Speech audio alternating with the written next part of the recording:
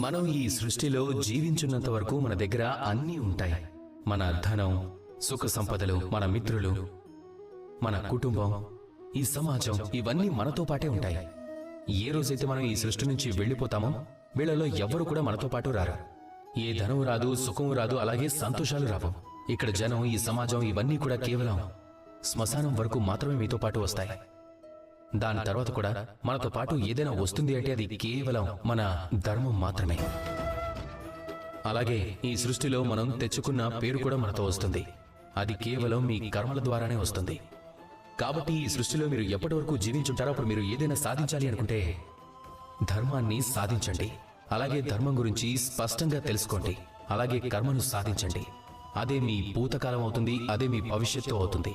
అదే మీ అందరికీ ఒక ప్రేరణగా నిలబడుతుంది. రండి, నాతో పాటు ప్రేమగా చెప్పండి, రాధా